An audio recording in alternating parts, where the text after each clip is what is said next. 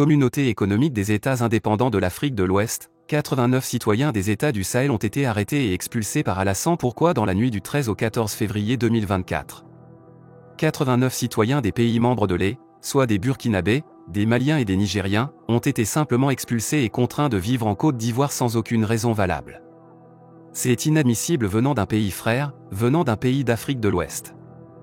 Les Maliens, les Burkinabés et les Nigériens ne font certes plus partie de la communauté économique des États indépendants de l'Afrique de l'Ouest. Y a-t-il une motivation, un motif pour expulser, pour contraindre des habitants de ces pays membres à refaire leur vie et à vivre en Côte d'Ivoire? L'acte est ignoble, révoltant, tout simplement inadmissible. Les autorités ivoiriennes, plus précisément celles de Bouaké, ont commis cet acte sur ordre, comme je viens de le dire, d'Alassane Dramane Ouattara. Il s'agit de 64 Burkinabés, 24 Nigériens et un Malien, qui ont été arrêtés par la police à Bouaké pour devenir des prisonniers de l'EI dans la nuit du 13 au 14 février, et ce, durant toute la journée du 15 février 2024. C'est à la fin de cette journée que ces 89 citoyens ont été remis aux autorités frontalières du Burkina Faso par les autorités de Bouaké, en Côte d'Ivoire, sur instruction d'Alassane Dramane Ouattara. En réalité, cet acte relève de la xénophobie, de la provocation. Les autorités ivoiriennes ont simplement voulu distinguer, commettre un acte de xénophobie envers ces 89 citoyens frères. Les Ivoiriens ont évidemment des familles au Mali, au Burkina Faso, et pourquoi pas au Niger? C'est viscéral. Mais comment concevoir que des autorités ivoiriennes puissent même envisager d'expulser ces 89 citoyens originaires de pays membres, sans aucune faute qui leur soit reprochée jusqu'à présent? Nous n'avons rien entendu, rien appris des autorités ivoiriennes comme motif juridiquement valable qui leur aurait permis de commettre cet acte. Ces 89 citoyens des pays membres de l'EI ont été gardés emprisonnés par la police de Bouaké durant une nuit et une journée, puis jetés à la frontière ivoirienne burkinabé. Mes chers frères internautes, qui sont vraiment en train de se débrouiller dans ce temps-là? Je pense que nous n'avons pas besoin de dire à quelqu'un que ce temps-là est révolu, ou l'Afrique ou les Africains expliquent les Africains, pendant que nous sommes là à dénoncer jour et nuit le comportement de certains pays membres de la communauté économique des États indépendants de l'Afrique de l'Ouest. Et voilà un acte qui donne raison aux chefs d'État des pays membres de l'EI après leur décision courageuse de se retirer immédiatement de cette communauté. En réalité, la communauté économique des États indépendants de l'Afrique de l'Ouest est instrumentalisée. Elle a manqué ses vraies raisons d'être, et c'est la faute des dirigeants, comme les dirigeants ivoiriens.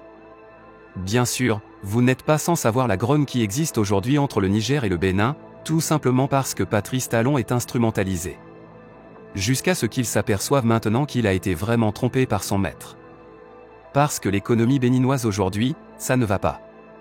De la même manière, Ouattara est manipulé, instrumentalisé, et ce ne sont que des répercussions, des impacts de cette instrumentalisation vis-à-vis de la Côte d'Ivoire, vis-à-vis des dirigeants de l'Afrique de l'Ouest, qui ont résulté à tout ceci. C'est vraiment pathétique et souvent, c'est énervant. Mais qu'avons-nous compris exactement dans cette situation? Nous avons d'abord vu une provocation simple, oui, une provocation. Il s'agit d'un acte de provocation posé par Alassane Dramane Ouattara pour faire mal aux dirigeants des pays de l'EI, le colonel Assimi Goïta, le général Abdraman Chani et le capitaine Ibrahim Traoré. Parce que c'est un message venant d'Alassane Dramane Ouattara, mais en réalité, c'est un message venant de la main invisible qui a été dénoncé par ces trois pays de l'EI comme l'un des motifs principaux de leur sortie de l'EI de la communauté économique des États indépendants de l'Afrique de l'Ouest.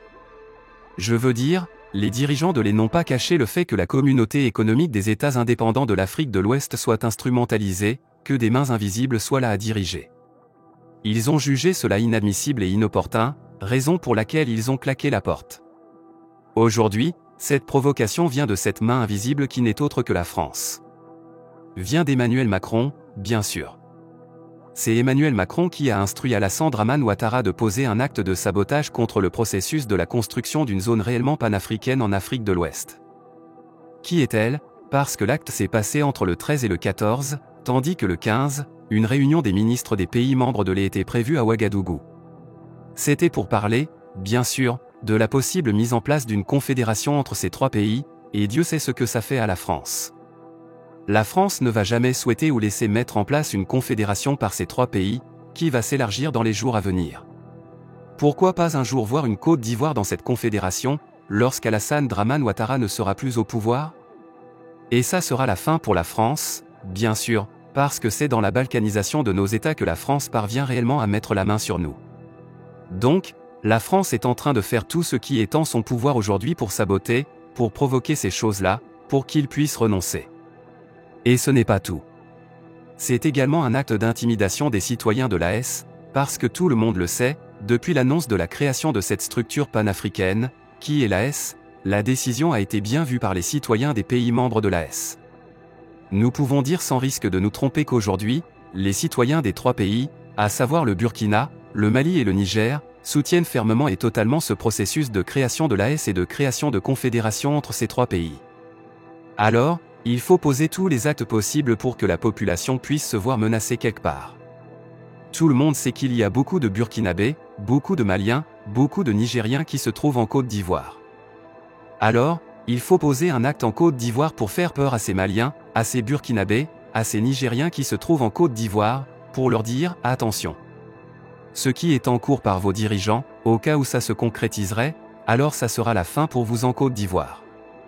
C'est une menace, c'est une intimidation, c'est ce qu'Alassane Dramane Ouattara est en train de faire pour rendre service tout simplement à Emmanuel Macron. Ce sont les mêmes procédés de la France en 1959, pendant que le Mali et le Sénégal formaient la Fédération Sénégal-Mali. Et tout le monde sait la chute de cette fédération. C'est le pays voisin, plus précisément la Côte d'Ivoire, qui a usé de tout son poids politique, diplomatique et économique pour créer de l'amalgame entre les dirigeants de l'époque sénégalais et maliens. Et c'est ce qui a amené l'éclatement de cette belle fédération Mali-Sénégal, qui n'a duré qu'une année. La fédération a été mise en place en 1959 et en 1960, ça a éclaté. Et c'est ce sont les mêmes procédés qui sont aujourd'hui en cours, qui sont aujourd'hui utilisés par la France pour faire arrêter le processus de la mise en place de l'AES et de ce qui de saboter et d'empêcher la concrétisation de la Confédération Burkina-Mali-Niger. Et pour clore ce débat, nous appelons tout simplement les citoyens burkinabés, maliens et nigériens à serrer les rangs derrière leurs autorités dans ce processus de création de l'AES. Nous devons faire tout notre possible pour que cette décision d'abord de sortir de la communauté économique des États indépendants de l'Afrique de l'Ouest soit continuelle, soit concrétisée et soit définitive. Même si les décisions sont en cours, qu'est-ce qu'on laisse? Qu'on sorte une fois pour toutes dans la communauté économique des États indépendants de l'Afrique de l'Ouest. Et deuxièmement, nous devons faire tout et tout pour que nous puissions former une confédération. Et quand la confédération sera là, l'union sera là, parce que la confédération ça va quand même permettre à nos 3 États d'aller très loin dans leur coopération. Ça va permettre à nos 3 pays d'États de déléguer une certaine compétence à une structure commune mise en place par les 3 États, où ils vont s'occuper de certains domaines, de certaines questions au nom des 3 pays, sans basculer dans la fédération, mais nous irons au seuil de la fédération. Et tout le monde sait que quand on sera unis, très forcément, on va faire peur. Et on va faire peur d'abord à la France, et on va faire peur à des dirigeants comme Alassane Dramane Ouattara, comme Patrice Talon. Bien évidemment, Alassane Dramane Ouattara sait très bien pertinemment que dans les jours à venir, la Côte d'Ivoire peut se retrouver dans les.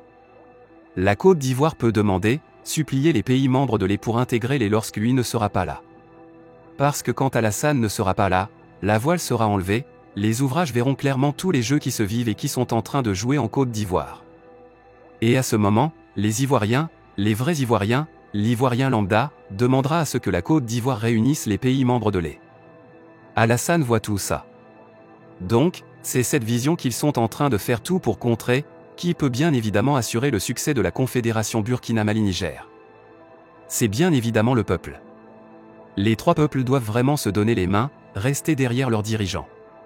Les Maliens doivent soutenir Assimi Goïta, les Burkinabés doivent soutenir résolument Ibrahim Traoré et les Nigériens doivent soutenir Abdul Kadri Chani. C'est le seul moyen pour nous de vaincre l'impérialisme, de gagner ce combat d'unité, ce combat de l'unité de l'Afrique. Et tous les bons Africains, qu'ils soient en Afrique de l'Ouest, en Afrique de l'Est, en Afrique centrale, en Afrique du Nord, en Afrique du Sud, tout le monde est en train aujourd'hui de s'allier à ce processus, à cette politique d'union, à cette politique d'union qui est en train de se mettre en place en Afrique de l'Ouest par ces 3 pays membres de l'AES. Mesdames et messieurs, chers internautes du Mali, de l'Afrique et d'ailleurs, c'est tout pour cette édition spéciale qui a été consacrée à l'expression des 49 citoyens d'origine des pays membres de l'AES, par la Côte d'Ivoire, entre les 13 et les 14. Que Dieu bénisse l'Afrique et que Dieu fasse de telle sorte que l'unité, la solidarité et la fraternité soient notre socle pour gagner contre l'impérialisme. Je vous remercie. Laissez donc massivement vos commentaires pour nous aider à mieux étudier ce sujet du côté de Bamako. Abonnez-vous à la chaîne si ce n'est pas encore fait, partagez la vidéo avec vos amis si vous l'avez trouvée intéressante, et à très bientôt pour de nouvelles vidéos. Bye bye.